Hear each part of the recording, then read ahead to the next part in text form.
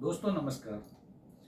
आज की ये स्टोरी बहुत ही समझने जैसी है, बहुत प्यारी है। जरूर सुनिएगा, ध्यान से सुनिएगा। एक स्त्री बहुत छोटी उम्र में मर गई। उसकी 2 बेटियां थीं, बहुत छोटी छोटी। यमराज ने यमदूत को आदेश दिया, इसके जीव को लेकर आओ। यमदूत गए, उन्होंने देखा बच्चियां बहुत छोटी हैं, उस स्त्री के अलावा उन बच्चियों का कोई नहीं था। यमदूत को बहुत दया आई। वो लौटकर खाली हाथ वापस गए। यमराज से कहा, महाराज अन्याय है, उस स्त्री को थोड़ा समय और देना चाहिए, क्योंकि उसकी 2 छोटी बच्चियां हैं और उनका कोई है नहीं, तो उनका क्या होगा। मैं ये सोचकर उसको नहीं लाया। यमराज ने पूछा कि तुम्हें तकलीफ किस बात से है, वो स्त्री मर गई इस बात से या उन बच्चों से। तब यमदूत ने कहा कि मुझे उस स्त्री से तकलीफ नहीं है, उनकी तो जितनी उम्र थी उन्होंने जी और वो चली गई, अपनी मृत्यु को प्राप्त हुई। लेकिन मेरी चिंता इस बात की है महाराज कि उन 2 बच्चियों का भविष्य क्या होगा, उनका भविष्य में क्या होगा। तब यमराज ने कहा, कोई बात नहीं, जिस दिन पृथ्वी लोक पर तुम्हें ये समझ में आ जाए कि इन बच्चियों का क्या भविष्य रहा, उसी दिन से फिर तुम्हारी दोबारा ड्यूटी शुरू होगी। तब तक तुम पृथ्वी लोक पर जाओ और वहां जाकर वहां का जीवन जियो, वहां के भ्रम में जियो। और जब तुम्हारा ये भ्रम दूर हो जाए, तुम्हें लगे कि ये प्रकृति का अपना निर्णय है और प्रकृति के सही निर्णय होते हैं, तुमने उसमें व्यवधान डाला है। जब तुम्हें ये चीज 3 बार समझ में आ जाए, उस पर हंसी आए, तब तुम आना और वापस तुम्हें अपना स्थान मिलेगा। किसी दूसरे दूत को भेजकर उस स्त्री के जीव को मंगा लिया और उसको, जो दूत था, पृथ्वी पर भेज दिया। वो दूत पृथ्वी पर एक जगह जाकर खेत में लेट गया। वहां से एक चर्मकार, जिसके पास थोड़े पैसे थे, स्त्री ने बच्चों के लिए कपड़े, मिठाइयाँ और सामान लाने के लिए भेजा था। उसने देखा एक असहाय अवस्था में पड़ा हुआ व्यक्ति, वही दूत। उसने कहा, उसे दया आई, उस दूत को उसने उठाया, अच्छे कपड़े दिलाए, नहलाया धुलाया, साफ सफाई की, अच्छी मिठाइयाँ और खाने को दिया और पैसे पूरे खर्च हो गए और साथ में लेकर उसे अपने घर आ गया।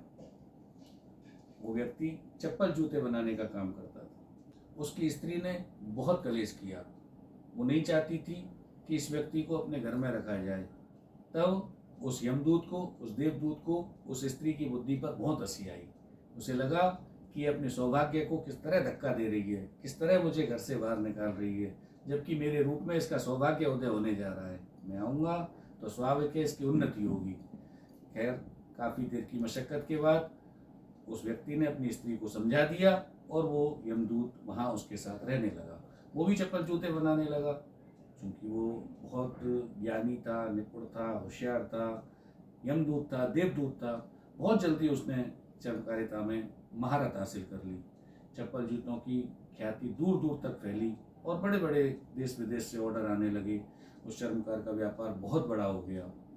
वहाँ के सम्राट से उसके जूते बनाने का निमंत्रण आया। जूते बनाइए, महाराज का ये नाप है। वहाँ के जो सम्राट थे, वहाँ के राज्य में ये सिस्टम था कि जब तक राजा जीवित रहता था वो जूते ही पहनता था, और जब मृत्यु को प्राप्त हो जाता था तब उनकी शव को चप्पल पहनाकर अंतिम यात्रा के लिए ले जाया जाता था। जूतों का ऑर्डर देकर राज्य के कर्मचारी चले गए। देवदूत को उनके जूते बनाने की जिम्मेदारी सौंपी गई। उसने चप्पल बनाना चालू किया। थोड़े टाइम में उसने राजा की चप्पल बना दी। जब उस सेठ ने देखा, चर्मकार ने देखा, तो उसे बहुत डांटा, रोने बिलखने लगा, चिल्लाने लगा। उसने कहा, अभी राजा के कर्मचारी आएंगे, तुझे और मुझे दोनों को फांसी दे देंगे, क्योंकि चप्पल तो मृत्यु उपरांत पहनी जाती है। तब दूसरी बार उस देवदूत को, उस चर्मकार की, उस सेठ की इन बातों पर, इस कलेश पर खिलखिलाकर हंसी आई। उसे उनकी मूर्खता समझ में आ गई। थोड़ी देर बाद राज्य के कर्मचारी दौड़ते हुए आए। जूते तो नहीं बनाए। पूछा, क्या हो गया? अरे महाराज की मृत्यु हो गई, उन्हें जूतों की नहीं चप्पल की आवश्यकता है।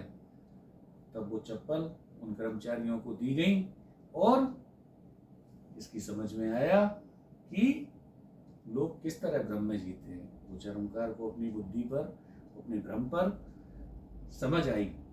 इस तरीके से दूसरी बार उसको ये समझ आ गई कि लोग कितने भ्रम में जीते हैं। थोड़े टाइम बाद एक धनाढ्य महिला 2 बच्चियों के साथ चप्पल जूते का ऑर्डर देने आई। उसने देखा कि ये बच्चियां मैंने कहीं देखी हैं, उसे याद आया ये तो वही 2 बच्चियां हैं जिनकी माँ मर गई थी और उसके जीव को वो लेके नहीं गया था, जिसकी सजा के रूप में उसे आज पृथ्वी पर रहना पड़ रहा है। उसने उस महिला से पूछा तो महिला ने बताया कि मेरे पास बहुत धन, बहुत दौलत, बहुत ज़मीन जायदाद थी। मैंने देखा कि ये 2 बच्चियां, इनका कोई नहीं, मैंने इन्हें अडॉप्ट कर लिया और अब ये मेरी बच्चियां हैं। इस तरीके से उन बच्चियों का भविष्य उस महिला ने संवार दिया। ऐसा तभी हो पाया जबकि नियति ने ये तय कर रखा था। अगर कभी भी किसी के साथ कोई दुख हो, कोई शोक हो, कोई परेशानी हो तो उससे घबराइए मत, विधि के विधान में व्यवधान मत डालिए, नियति को अपना कर्म करने से मत रोकिए, उसको स्वीकार कीजिए और अपना कार्य कीजिए, अपना कर्म कीजिए। हो सकता है आपका ये शोक, आपकी ये परेशानी, आपका ये दुख किसी बड़ी योजना का हिस्सा हो जो प्रकृति ने आपके लिए तय कर रखी हो। उसके लिए आप प्रकृति के निर्णय को स्वीकार कीजिए और बिना शोक, बिना परेशानी के आगे चलिए, अपना कर्म कीजिए और नियति को प्राप्त कीजिए। यही हमारी आज की इस कहानी का सार है। अगले हफ्ते फिर मिलेंगे एक नई कहानी के साथ। नमस्कार।